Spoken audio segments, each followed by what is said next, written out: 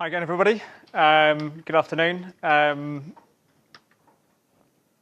Good to be back. So it's a bit of a game of two halves, I think, this one for me this afternoon. And actually, I'm going to pick up for this session really in exactly the same spot where I finished the last session. So it really is a game of two halves. So I talked a bit about in the previous session about the work that we have done, the report, A Blueprint for Balance, which looked at this idea of the broken windows. And I briefly showed our 6 key findings, which I'm sure will be on screen any moment. I think there's a couple of technical hitches, so I'll keep talking while the team here sort things out. But if you want to find the research, if you're streaming live, well, you might have it in front of you sort of around the room. But you can download it from managers.org.uk/broken windows if you want to open up the report while I'm talking. And we found 6 key themes within that piece of research. Key findings. The first one was about line managers being key to fixing the broken windows. And actually, just before I dive into that, I think I should say, I think what I'll offer in the remainder of this session will be broadening things back out. I think where Ruth says some brilliant stuff there about the state of play on pay reporting and how organisations need to advance that. Pay is one of the 6 areas that I'm going to be talking about. So I'm going to talk more broadly about this concept of broken windows and some of the other areas that CMI sees needs to be part of a blueprint for truly achieving balance. Because that for us, I suppose, is the bigger win. Pay is a symptom of the fact that we've not got balanced organisations. It does, of course, matter to everybody on an individual basis if you think that your work is not remunerated fairly. But from a business perspective, from a management and leadership perspective, I think you can make a case that pay is a symptom of a wider failure.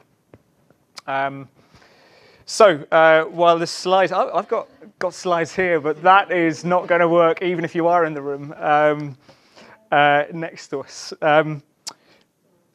No worries. I'll start going through these 6 key findings and our recommendations. Fantastic, thank you. So the first kind of real finding is about the importance of line management. And we touched on this in one of the afternoon sessions about the fact that it is at that nexus of employees with their line managers in meetings, in the discussions that people are having, in the email exchanges that are going on.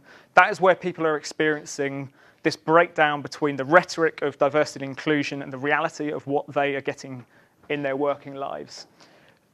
Unless we get line managers on board with the agenda, we can sit around having conversations about the boardroom and about balance at the very top of an organisation, but we are going to continue to store up problems for future generations as far as the talent pipeline goes, and as far as the reality of working life goes for men and women in their jobs here and now. The second thing that we said was that gender needs to be made a business issue. It sometimes sits on the fringes as an HR issue. For leaders, we are making the case that they need to put it right in the mainstream of the business. And some of the discussion we had earlier this afternoon about the role of targets and target setting and reporting and metrics and measurement and all of that is about the sense that this needs to become a business issue and something that's fundamental. It's about leaders, I think, stepping up and making the case for it, putting their name to diversity inclusion initiatives, staking some of their capital, if you like, within an organisation on these issues, and about holding senior leaders and middle leaders and line managers throughout organisations accountable for achieving the change and the outcomes that they need. Which kind of leads into the third point about accountability, about measuring it and managing it. And pay, obviously, is a fundamental part of that.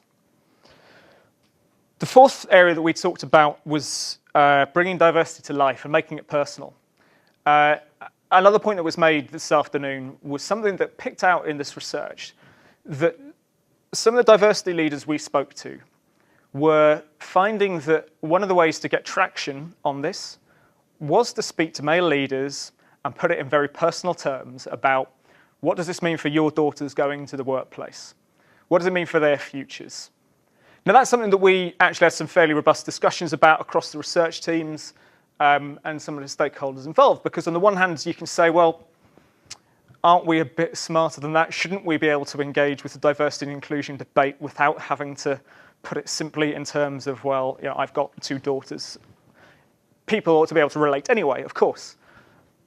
But in terms of what's working and what was catching people's ear and giving them that kind of reason to engage with it in amongst all the other pressures that those managers are dealing with, that personal connection we found was a really important piece.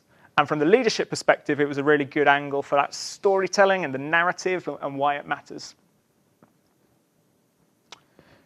In terms of building the business case, loud and clear, the big piece for organizations at the moment is looking at this as a talent issue. It's about talent development. It's about the progression of talent, opportunities to get the best talent and draw from the widest talent pool possible. And where a hard-nosed business reason might be needed, talent is sort of standing out at the moment for where organizations are. And the final point is, in a sense, sort of bringing me full circle here, that some of the interviewees we spoke to had a sense that this had been done. We're kind of, you know, we've dealt with sexism, we've dealt with harassment. You know, it's not 1970s. We're a very modern organisation, but actually what we're talking about is that second-generation bias, the much more subtle stuff, the behavioural issues, the sorts of things that CMI brought to life in the broken windows video that I played earlier. The job isn't done. There is further to go. So those were key findings from our research. And if you like, what they provide, I think, is a sort of horizontal sweep for looking at some of the issues. And what I'd like to kind of look at now is, if you like, as a kind of horizontal, vertical matrix against those 6 factors, are the 6 areas of CMI's blueprint for balance, because this was the organising kind of underpinning for the research we did. And we went out and surveyed over 800 managers about their experiences and what their organisations are doing across these 6 areas of organisational practice. I showed earlier some of the scores about how managers perceive their organisations to be performing. I'm not really going to kind of go into the data very much in this session, because I think it's some of the qualitative stuff in the case studies that we came across that are perhaps most interesting for this discussion. But the 6 areas, and this is from the CMI Women website, you can go into and find our Blueprint for Balance, which is a free tool and a way of pulling together different assets and resources that might be of use for you if you're looking at dealing with some of these issues. So balanced recruitment, flexible working, mentoring and sponsorship, pay and reward, of course, promoting leadership equality, and then skills and career development. So across those 6 areas, we made recommendations for practice that works and what organisations ought to be doing. So I'm going to run through those 6 areas now and some of the case studies that bring those areas to life. So firstly, on balanced recruitment. This was an area that was much discussed, and I think that an area where HR has probably done a lot of work in some places, much less work in other organisations. But we talked a bit about the importance of processes and eliminating bias in those during the afternoon. One of the things that we found that organisations are starting to wake up to is the importance of mandating diverse interview and selection panels. Quite clearly, the discussion that will happen in a diverse group has got the potential to be a different discussion to what might happen with a non-diverse interview and selection panel. Blind CVs and insisting on diverse candidate lists. There is, these are not in some senses new ideas, but there is such strong evidence about the different reactions that identical CVs get with changed gender or race and ethnicity details on them. So actually, where firms are putting into place blind CVs so that selectors don't have that influencing, they find they're having an impact. Some are even going to the extent of removing educational details on the basis that by the time people have got to university, you're already seeing the impact of bias in previous selection processes. That, I think, is a very contextual decision that different organizations are going to have a different view on. One of the other things that came out loud and strong was, loud and clear, was about the shift in mindset that comes along with some of this in terms of recruitment and trying to get away from seeing careers in a traditional linear path. So some organizations are looking to really stop recruiting managers from seeing career breaks as a disadvantage, recognizing that people develop alternative skill sets. People don't stop learning, they don't stop living and developing, even if they're taking a career break or doing something different. And so we looked, for example, at one or two of the banks who are now explicitly going out to attract career returners who have been out of the workplace for a little while. Pay and reward, I think in very many ways, I can probably, despite being here in a pay and reward conference, I think actually the points here have been brilliantly made by Ruth. We've talked about transparency, about the publication, about linking to performance, about having narrative, and we dip into some more of that. And clearly these things are all connected. So one of the points we did make was that we have to make sure that maternity and flexible working rates are not a penalty to pay negotiations. So some of the case studies that we looked at in that, one was Sky, a very familiar household name brand. They've set some very clear aspirational goals, 50-50 targets for senior leadership. And to do that, they are targeting 50-50 shortlists for every role. They're looking at how they market their roles. They are making connections to their women in leadership development sponsorship programs. Although there's a typo in my slides, I believe it's from 19 to 29% is the progress they've made over the last couple of years in moving the dial as far as women in senior leadership goes. One of the critical things that they found, and this harks back to one of my first key findings, was that working with middle managers who are out there making recruitment decisions week in, week out, really important to getting the pipeline right and changing practices around the company. On the gender pay gap, and we had some great examples a moment ago on narrative and reporting. One of the interesting things about the research process, as a bit of an aside, was how many organizations throughout 2017 were very, very, very reluctant to talk about their gender pay gap. We know that a lot of them were starting to look at it. Most probably hadn't yet published the data. One organization which did talk to us about it very openly was Virgin Money, and their chief executive, Jane Engardia, has done a lot of work within financial services, led a report for government, and has been a champion of change in that regard. And they had published early. So they were already transparent. Before the regs kicked in, they were talking about where they are. So they had a fairly chunky gap. 32.5% was their mean pay gap. That was down from 36% the year before. So they did have a story of progress to talk about. They also have a very clear and articulated strategy and a story that sets out what their challenges are.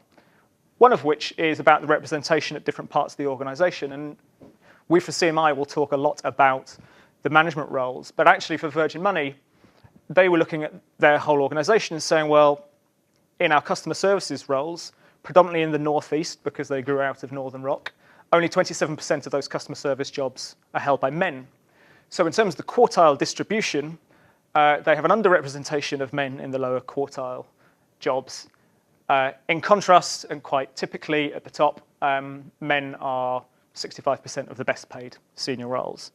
So that was opening up some conversations for them to think about not only what are they doing at the top of the management pipeline, but what are they doing to make customer service jobs, call center jobs, more attractive to men, making the query, well, why do we typically think of a call center job as belonging to a woman? Why is that the case? Why can we not change how we advertise, recruit people into those roles? I think another interesting thing that we found that they're doing is that they've built a tool to give managers much more insight and control over their pay decisions. So during annual pay reviews, they have to put in decisions about employee pay. They get real-time feedback about the impact of that on the gender pay gap. We think that's a really smart way of making managers accountable for the conversations they're having, and understanding what part they play in the bigger decision for the company. I won't dwell too much on this, but this was some of the material that is now, I think, increasingly familiar to us all about where companies are reporting on their quartiles and bonus payments. Okay, so moving on to the third and fourth of the 6 areas of practice. Flexible working. Another theme that we talked about in depth earlier on. One of the key things that we have come out with from our research is that making this work, tackling some of the stigma that can associate with flexible working, requires finding managers at all levels who can be role models and champions of flexible working, especially men. As that's one of the great ways of puncturing some of the attitudes that persist about flexible working. It does take commitment to change the conversation internally.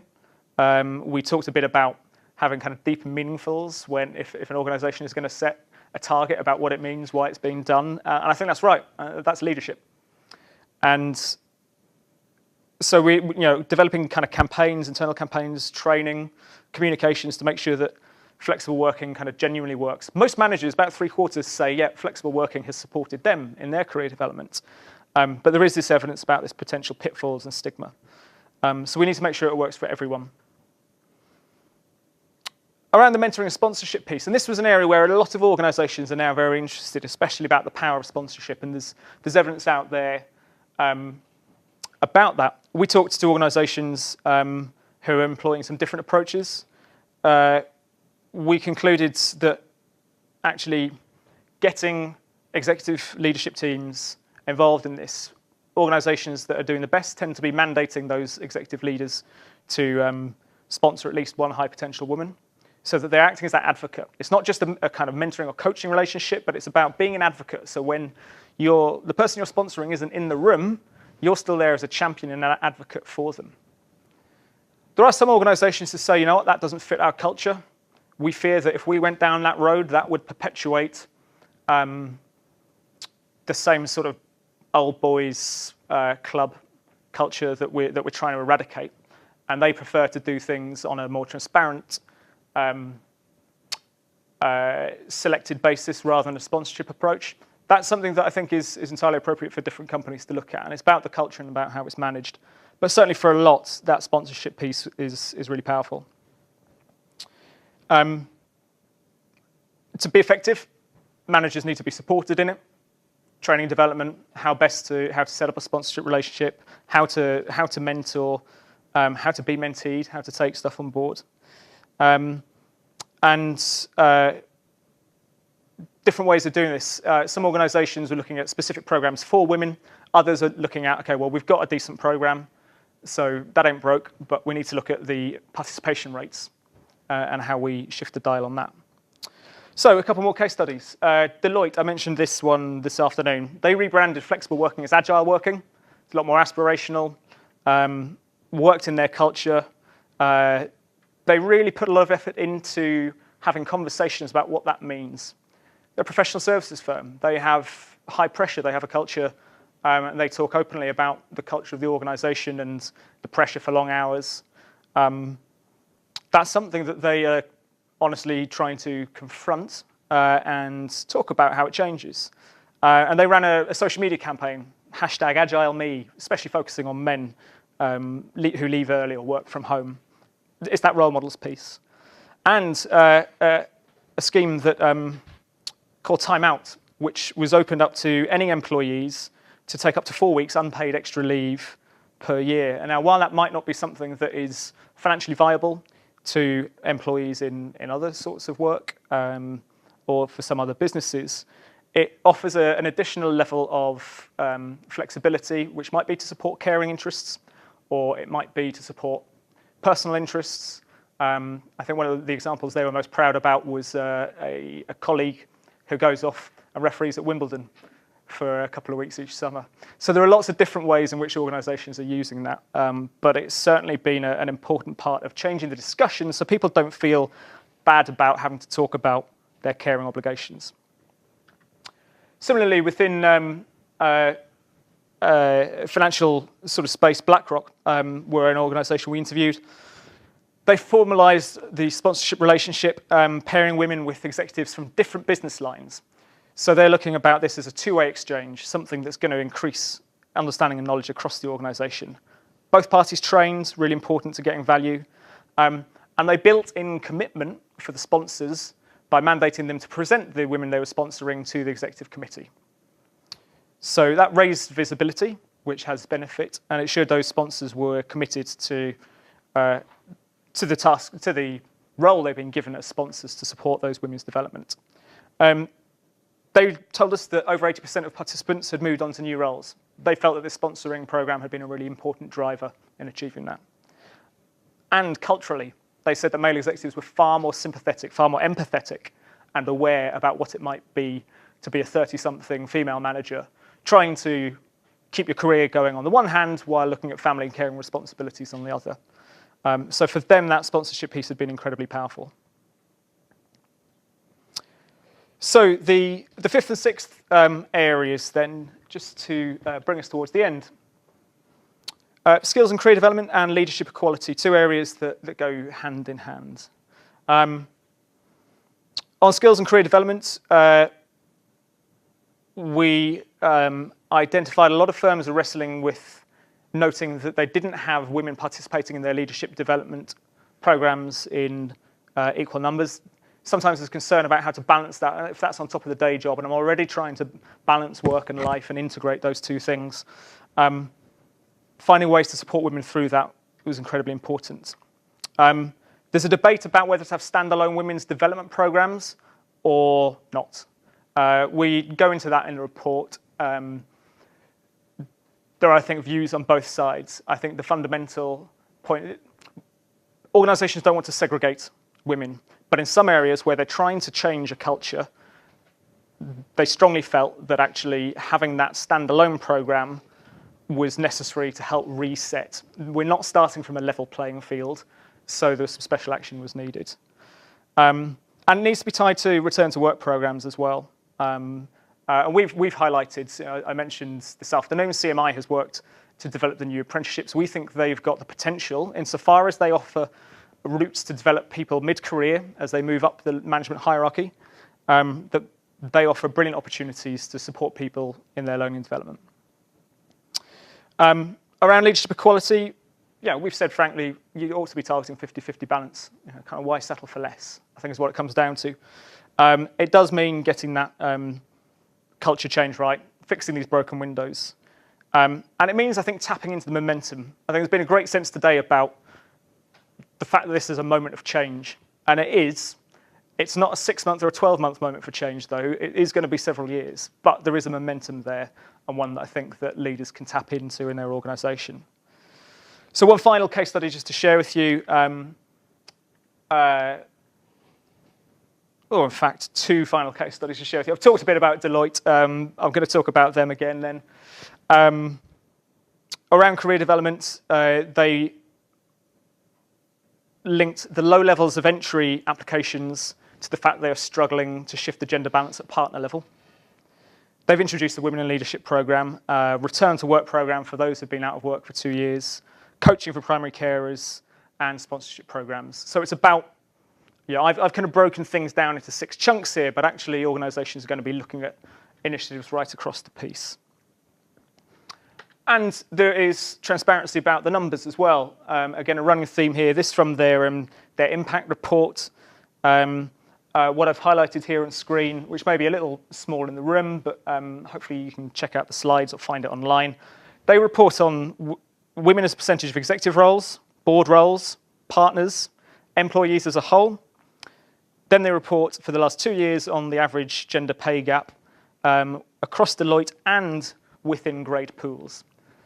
That level of detail, we've talked about the setting of targets and about the importance of having a basket of measures, and I think that's a pretty good example of how organisations can select a basket of numbers can report on them consistently, and can use those to engage their stakeholders in the discussion about what they're doing, including their employees. And as far as the kind of career comebacks piece, UBS were the organisation that we thought a great example here, where they were targeting an increase in the number of women at senior and director level roles, set up a return to work scheme for those who have been out of work for a minimum of 2 years. It comes back to what I said a little earlier about recognising the sense that people don't have linear career paths in the way that they once did.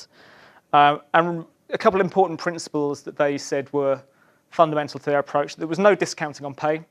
If they were bringing women in to these senior level roles and they'd been out of the workforce for 3 years, that wasn't a discount in the conversation about pay. Do that and you're suddenly back on a pay pathway that's going to be discounted for the next 5-10 years. So that was an important principle. And they had some superb results with 100% retention at the end of a 1-year pilot, something that provided them with a good model for changing the pipeline and pulling together those twin issues, progression and pay, in one go. So that, I think, is me. I'll put, again, the links for all of our research on screen for anyone who's interested. But thank you very much for listening. Cheers.